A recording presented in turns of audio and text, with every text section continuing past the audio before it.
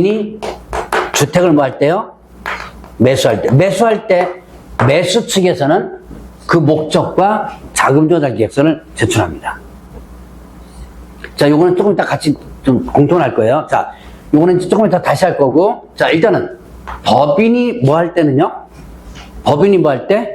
주택을 거래할 때는 부동산 거래계약 신고서 기본적으로 신고하는 거 말고 법인 주택거래계약 신고서를 제출해야 된다. 별도 제출. 이거 누가 제출해요? 법인이 제출하면 되죠. 네, 이거는 법인이 제출하는 거예요. 법인 거래 당사자니까 법인이 제출하는 겁니다. 자, 아까 개업 공인중개사가 중개졌죠. 그럼 부동산 거래 신고 누가 해줘야 돼요? 개업 공인중개사죠. 그러나 요거는 개업공개사가 제출할 의무 없어요. 개업공개사는 부동산 거래 신고서만 제출할 의무 있지, 이거는 기본적으로 법인이 제출해줘야 돼요. 자, 그래서 이렇게 법인이 할 때 주택을 거래할 때는 이런 서식을 하나 더 별도로 제출해줘야 된다. 자, 그 다음에 자금조달, 입주계획서. 자, 자금조달 입주계획서, 자금조달 토지이용계획서, 이렇게 두 가지 표현이 있는데요. 자, 두 가지를 같이 해놓은 이유가 있습니다. 법에서는 주택이용계획이라고 써놓고요. 서식에서는 입주계획서라고 써놨어요. 명칭을 다 통일시키면 될 텐데 법하고 이쪽하고 명칭이 조금씩 달라요. 근데 똑같아 사실은. 자, 주택 이용을 어떻게 할 건가 계획서 쓰는 거죠. 이거를 따지고 보면 입주계획서죠. 근데 이걸 왜 같이 썼냐, 여러분들 공부할 때는요, 예를 들어서 제가 입주계획서 이렇게만 썼죠. 그럼 나중에 갑자기 시험 문제가 어떻게 나와요? 주택 이용계획 나오죠. 그러면 갑자기 이거 안 배운 건데 이렇게 나요. 공부할 때 그렇게 되더라고. 보니까 이게 요 놈이 요 놈이다. 법에서는 이렇게 써 있고 서식에서는 어떻게 써 있다? 예, 입주계획서 이렇게 써 있습니다. 자, 그러면 자금 조달 입주계획서, 이거 누가 제출한다? 법인. 자, 이렇게 세 가지 경우에 제출하거든요. 그럼 누가 제출해요? 자금을 조달하고 여기 어떻게 입주하겠다 이렇게 거죠? 예, 이건 매수인이 제출하는 거예요. 자, 그러면 법인이 뭐 할 때? 주택을 매수할 때. 그러니까 이때는 법인이 거래하는 거죠. 법인 신고서가 있습니다. 법인 주택거래 신고서 있고, 그 다음에 또 이렇게 자금 조달 주택이용계획서를 별도로 또 제출하는 거예요. 그러니까 법인이 만약에 주택을 매수한다 그러면 이때는 부동산 거래계약 신고서에 뭐가 들어간다? 법인 신고서, 그 다음에 자금 조달 입주계획서가 같이 들어가는 거예요. 자, 그 다음에 투기과열지구 조정대상 지역. 자, 여러분들 교재는 요게 빠졌어요. 요거는 이제 법인에 들어가 있습니다. 근데 저는 여기까지 한칸 묶었습니다. 자, 투기과열지구 조정대상 지역의 주택 매수. 그 다음에 또 법인도 아니고 여기도 아니에요. 6억 이상 주택 매수할 때는 자금조달 토지이용계획서 혹은 자금조달 입주계획서를 첨부해줘야 돼요. 여러분들이 서울 같은 경우는 어떻게 돼요? 거의 다 뭐 6을 넘어가는 건 많죠. 물론 6 안 되는 뭐 아파트도 일부 있지만 어쨌든 그러면 다 써야 돼요. 이거 누가 제출해요? 네, 매수인이 제출합니다. 이거 개업공개사 제출할 의무 없어요. 개업공개사는 뭐만 제출할 의무가 있다? 부동산 거래 신고서만 제출할 의무가 있고, 이거는 매수인이 제출해줘야 돼요. 자, 그러면 또 예외 이런 것들을 나중에 볼게요. 자, 그러면 자금 조달 토지 이용 계획서가 있어요.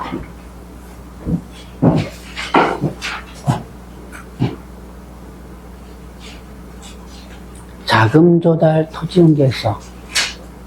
자, 토지니까 뭘 하는 거예요? 토지를 거래할 때요. 토지 거래할 때. 이때 여러분들 주택 같은 경우는 토지가 있죠. 그거는 상관없어요.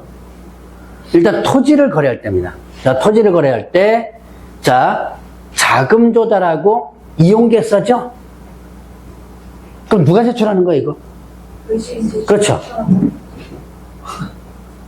아, 그냥 굳이 뭐 이게 써놨네. 이거 지울 걸 그랬다. 자, 이것도 누가 제출한다? 매수인. 네, 매수인이 제출한다. 자, 이것도 마찬가지로 개업 공인중개사 제출할 의무 없어요. 개업 중개사는 뭐만 제출하면 된다? 부동산 거래계약 신고서만 제출하면 되고, 이거는 얘가 별도로 제출해줘야 돼요. 자, 근데 여기서 지역이 수도권 등과 수도권 외의 지역으로 나눠지는데, 수도권 하면 어디를 수도권이라고 그러냐면 서울, 경기, 인천이 수도권이에요. 여기 있네요. 여기 써놨네요. 서울, 경기, 인천, 여기 수도권입니다. 등이 뭐예요? 광역시와 세종시를 합하면 수도권 등이 됩니다. 자, 그러면 수도권 등 지역에서는 토지 지분은 금액이 없어요. 토지 지분은 무조건 자금 조달, 토지 연결서 들어가야 돼요. 액수 상관없이 500만 원짜리건 1000만 원짜리건 상관없이. 그 다음에 토지는 1억 원 이상이에요. 수도권에서는 토지는 1억 원 이상 토지 거래할 때, 그 다음에 또 토지 지분 이렇게 됩니다.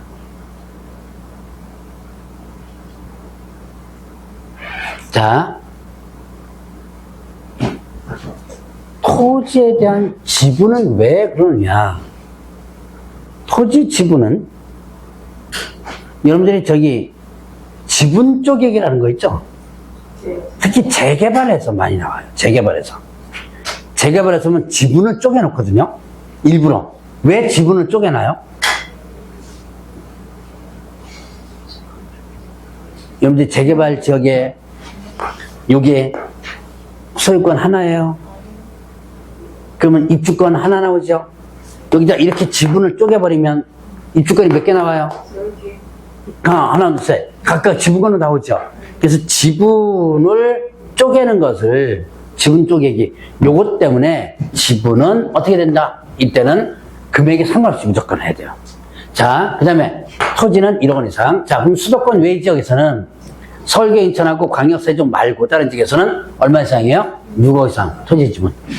아니면 또 6억 이상 토지. 그래서 6억 이상 토지나 토지 지분 매수할 때는 이때 자금 조달 토지 연계업소를 제출해줘야 돼요.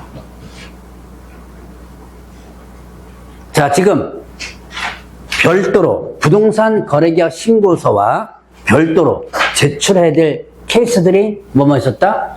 법인이 주택을 거래하면 법인 주택거래계약 신고서, 법인 신고서. 그 다음에 또 법인이 주택을 매수할 때 투기과열 조정대상 주택 매수할 때 6억 이상 주택 매수할 때 뭐를요? 자금 조달 주택이용계획서. 그 다음에 자 수도권 등과 수도권 외 지역 요 조건에 따라서 자 토지를 할 때는 뭐예요? 자금 조달 토지용계획서를 제출하는 거죠. 그래서 요렇게 여러분들이 구분을 해서 별도로 제출한다. 요거는 법인 아니면 매수인이 별도로 제출하는 겁니다. 자, 그러면 이 별도 제출 좀 보세요. 120페이지에 서류 제출하는 법 보세요. 원칙은 자, 지금 부동산 거래계약 신고서를 제출합니다. 이때 거래계약 신고서에다가 법인 신고서 이런 것들을 첨부해가지고 원칙적으로는 같이 제출하는 거예요. 다만 예외적으로 별도 제출할 수 있어요. 일단 뭐를 제출한 다음에 부동산 거래계약 신고서를 부동산 거래 신고 있죠? 요거를 우선 제출한 다음에 나중에 법인 신고서, 자금 조달, 입주계획서, 토지용계획서를 제출하면 되는 거예요. 자, 이렇게 원래는 같이 제출, 예외적으로 따로 제출할 수 있다. 자, 이거는 법인 신고서, 자금 조달, 입주계획서, 자금 조달, 토지용계획서 누가 제출한다 그랬죠? 법인 아니면 매수인이 제출한다 그랬죠? 그런데 법인이나 매수인이 외자가 제출할 수 있죠. 위임받아가지고. 그렇게 할 수 있죠? 그렇게 법인이나 매수인 외자가 제출할 때는 그 법인이나 매수인은 제출한 자에게 며칠 이내 제공해 줘야지만 된다? 25일. 찾아보세요. 동그라미 3번쯤 나오나? 3번에 나와요. 맞죠? 네, 3번에 나와요. 25일. 부동산 거래 신고는 며칠이에요? 25일? 부동산 거래 신고는 60일? 아, 30일? 예, 그렇죠. 30일. 자, 부동산 거래 신고는 계약처로부터 며칠? 자, 다시 부동산 거래 신고는 자, 이제 얼마 안 남았어요.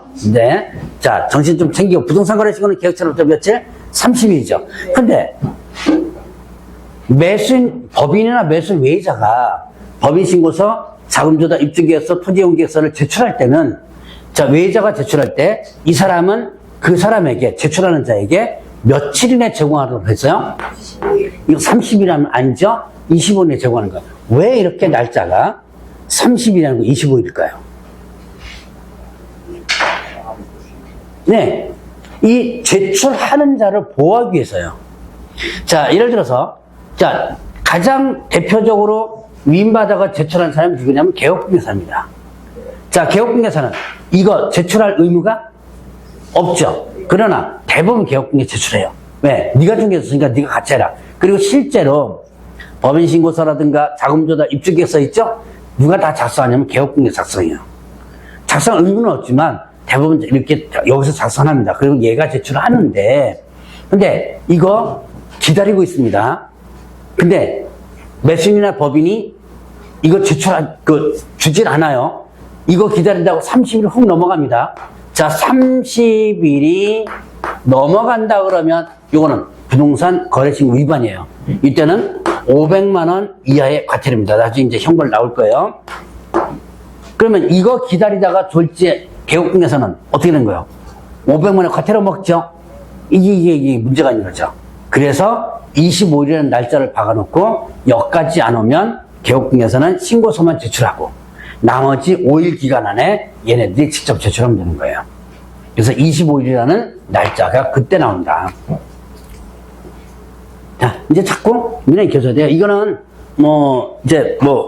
계속 이렇게 반복해서 해줘야지만 됩니다.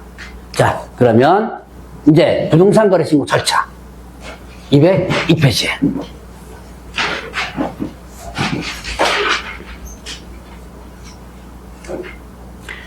자, 일단 거래 당사자가 신고한다. 방문 신고는 직접 가서 신고하는 거죠. 신고 의무자는 누가 했어요? 거래 당사자 또는 개업공개사. 거래 당사자는 지네들끼리 했을 때, 자, 공동 신고죠.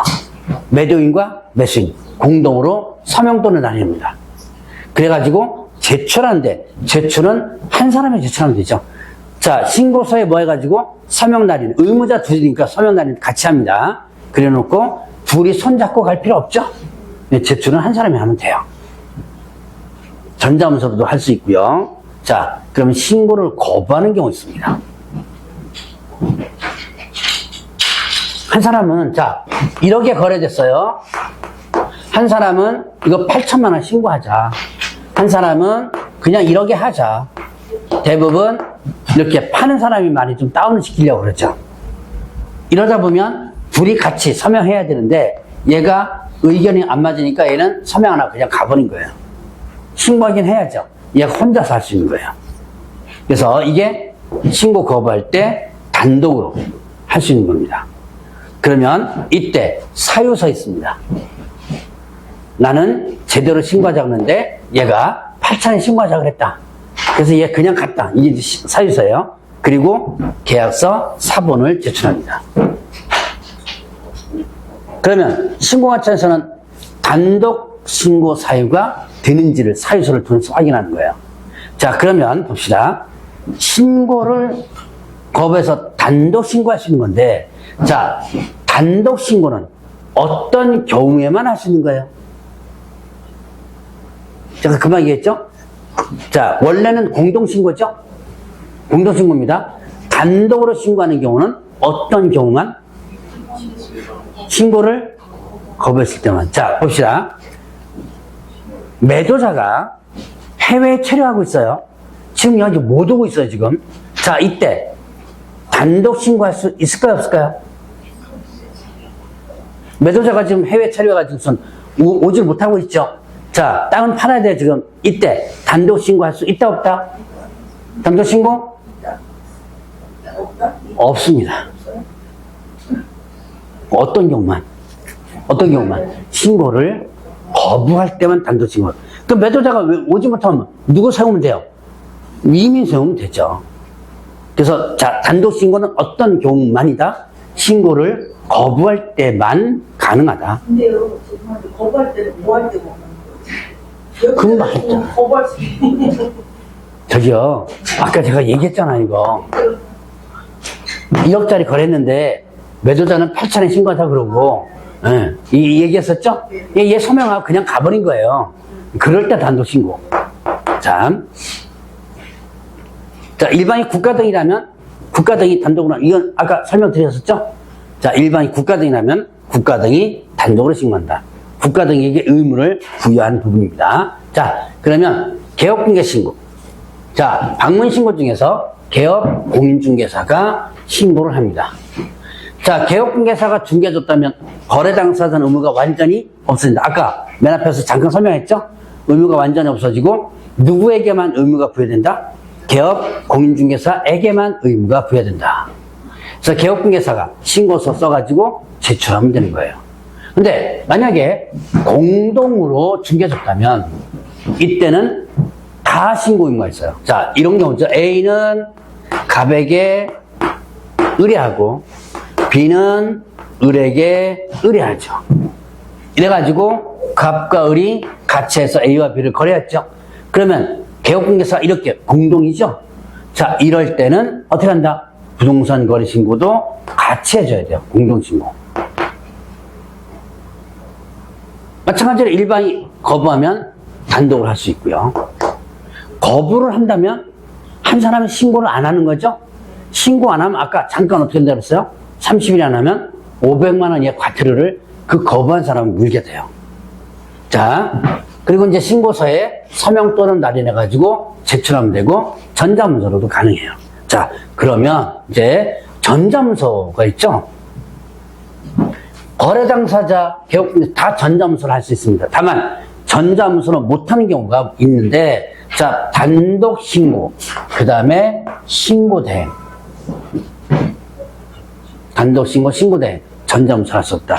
왜 얘네들은 신고대행과 이거는 못하냐면 서류를 들고 와야 돼요.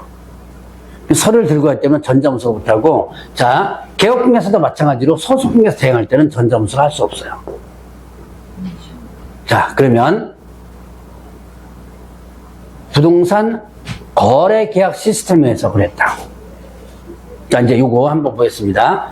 부동산 거래 계약 시스템. 여러분들 교재 보면 이런 내용이 나올 거예요. 202페이지에 맨 밑에 나오죠? 거기에 부동산 거래 계약 관련 정보 시스템 이렇게 나오죠?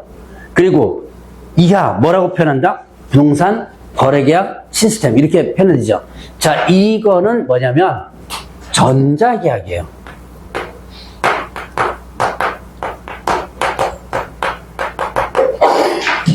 자, 요건 뭐라 그랬어요? 위에 거는 전자문서라 그랬죠. 이거와 이거 차이점. 이거는 계약은 사무실에서 손으로 다 하고 신고를 어떻게 하는 거예요? 네, 인터넷에서 접속해서 인터넷으로 하는 거예요. 이건 전자문서. 근데 이건 뭐예요? 전자계약. 이거는 계약 자체를 뭘로 하는 거? 전자 시스템이 있습니다. 계약 시스템이 있어요. 전자계약 시스템이 있습니다. 이걸로 하는 거예요. 근데 이 전자계약 시스템은, 자, 요 프로그램이 있어요. 국토교통에서 지금 운영합니다. 화면을 띄워요. 여기에 매매. 나중에 전자계약 부분 잠깐 아마 또 언급할 겁니다. 자, 매매, 임대차에서 이거 매매를 딱 누르면 이 안에서 뭘 쓰냐면 확인 설명서 써요. 다 쓰죠? 그러면 거래계약서 씁니다. 그리고 당사자하고 개업공개 서명하죠? 그러려면 이 컴퓨터 안에서 확인 설명서하고 거래계약서 저장이 되는 거예요. 자, 그러면 이 안에 거래계약서 있고 확인 설명 다 있죠? 그럼 이걸 누가 볼 수 있는 거예요? 전산망 안에서 다 저장이 되어 있으니까 누가 볼 수 있죠?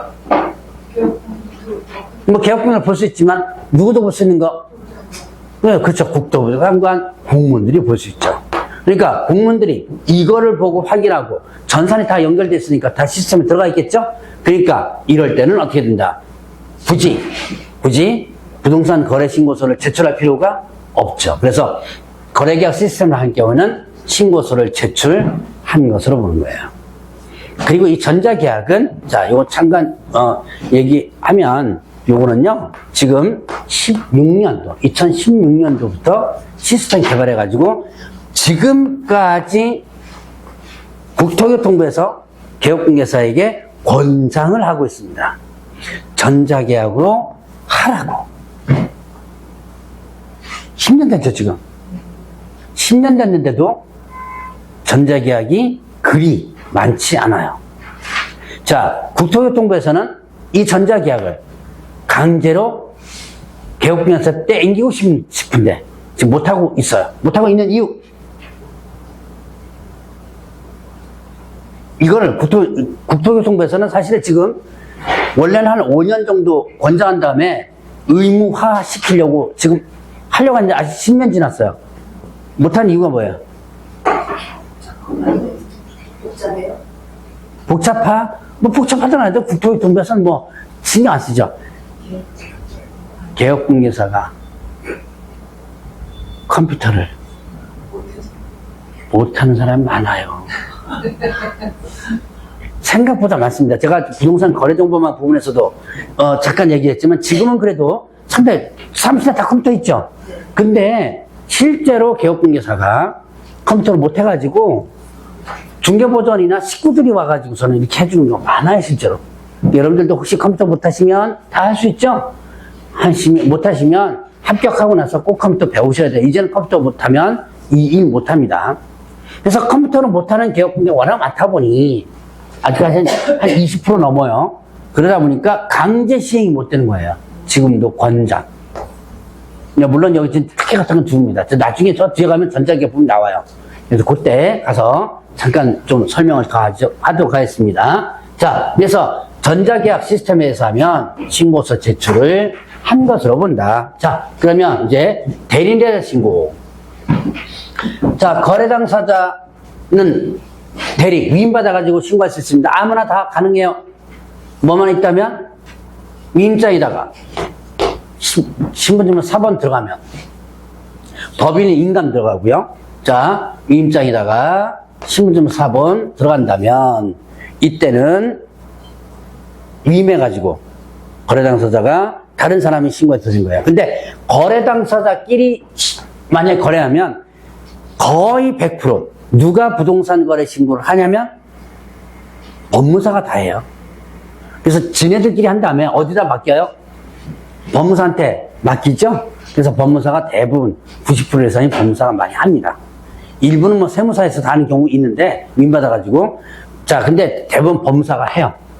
자, 그러면 개업 공인중개사 신고대. 개업공개사는 대행을 누가 하느냐? 누가 한다? 소속공개사. 소속공개사가 대행할 수 있다.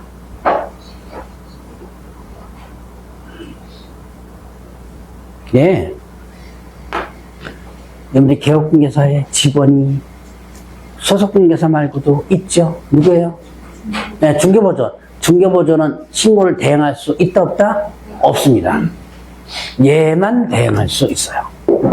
그래서 자, 거래 당사자는요, 위임장만 있으면 아무나 다 대행할 수 있습니다. 위임장에다 신분증 4번 첨부해가지고. 그런데 개업공개사는 아무나 대행을 못하고 누구만 소속 공인중개사만이 신고를 대행할 수 있다. 그리고 필증을 발급을 해주죠. 이제 신고를 하면 지체 없이 필증을 발급해 줍니다. 자, 오늘 여기까지 할 텐데요.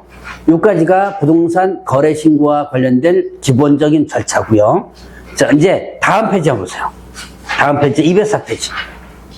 무슨 서신 나오죠? 네, 이게 여러분들 지금 부동산 거래계약 신고서 서식이에요. 신고할 때. 요거는 3월 달에 작성법을 배울 겁니다. 그래서 요거는 이제 1, 2월 달은 건너뛸 거예요. 건너뛰고 자, 다음 시간에 다음 주에는 206페이지. 206 거래 해제 변경 정정 있죠? 네, 거기부터 들어갈 겁니다. 다음 주에는 어디까지 나간다 그랬어요? 토지거래 허가하고 부동산 거래 신고법 다 나간다 그랬죠? 예, 네, 뭐 다 나가요. 걱정 안 해도 됩니다. 자, 그리고 이제 다다음 주는 휴강이고 마지막 주가 맨 뒤쪽에 중간에 좀 건너뛸 거예요. 맨 뒤쪽에 있는 것을 좀 하도록 하겠습니다. 자, 오늘은 여기까지 하고 끝내죠. 자, 다음 주에 뵙도록 하겠습니다. 고맙습니다.